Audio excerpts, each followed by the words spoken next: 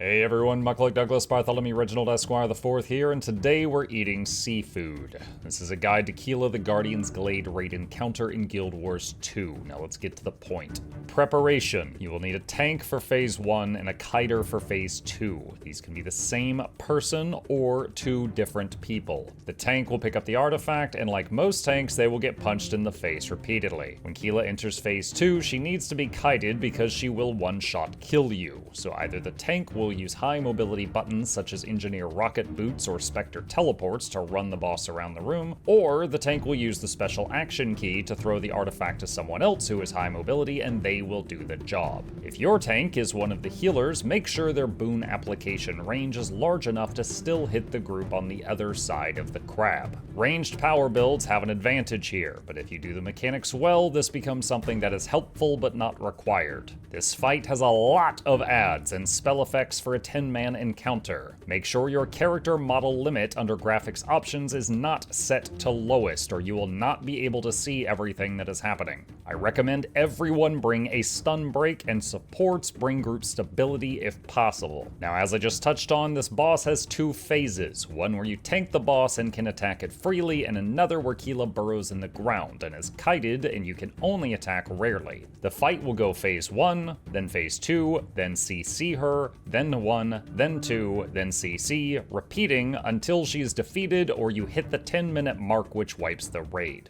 Tank. Pick up the artifact to start the fight. Kela emerges and pursues the tank. She will occasionally throw a right hook, which will stun you, and immediately follow it up with a grab, which throws you behind her. There is no red area on the ground for the grab, but if you dodge in and to the left when facing her after the hook, you can avoid it. Occasionally, there are red cones from the boss. They are wider than they look. Either step back or dodge into them. Boss will occasionally charge the farthest away person, then come back. This is annoying, but just don't have anyone too far away. All red areas are bad. There are giant tidal waves of boiling water, tornadoes, red cones from the boss, and lightning strikes. Move out of them. Bees mechanic.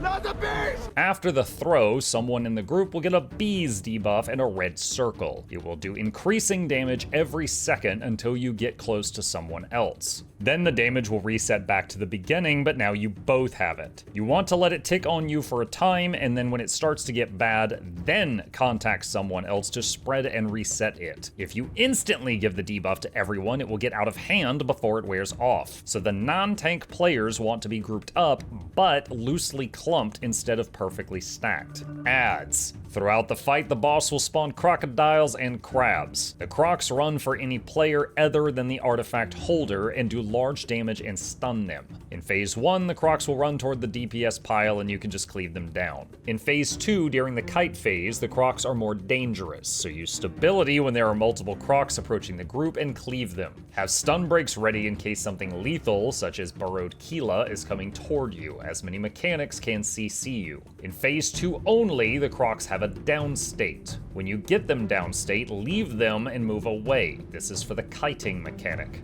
Burrowed Kela gains speed over time, eventually catching and one-shot killing someone, then resetting her speed. But if you lure her into a downed crocodile, she will eat the croc instead of a player, resetting her speed. So, Phase 2 is all about downing the crocs, getting out of the way, and luring her into them, until the timer runs out while dodging all the other red areas that are bad. The second ad type is the Executor of Waves, aka the sand crabs. These crabs appear and just start spreading a large circle of sand. It slows players down, but is not a condition, so it cannot be cured or prevented. Additionally, the sand, if it comes into contact with Kela, will give her constant boons. If you kill the crabs, the sand stops expanding, but will only go away when the next tidal wave hits the spot the sand originated from. Additionally, for every sand crab that is alive, Phase 1 will be shortened, giving you less time to DPS the boss. So you want to take them all down to have maximum uptime to hit Kela. In Phase 2, there are brief moments you can hit the boss when she surfaces, but most of your time will be spent moving out of the way of stuff and taking down adds. And that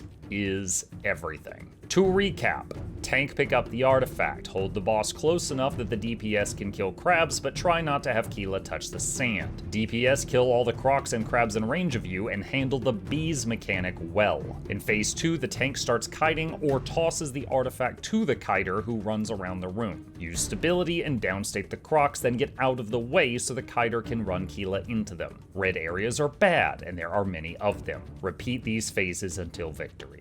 If you enjoyed this video, please consider leaving a like for the YouTube algorithm, comment if you have any questions or if you know any tricks and tips that I didn't share, and subscribe to the channel if you'd like to see more content. Another massive thank you to the supporters on Patreon and Twitch who keep this channel alive. And if you're interested in becoming one and getting more videos and perks, there's a link to that in the description. Now you know how to cook seafood. You're welcome. Click these links.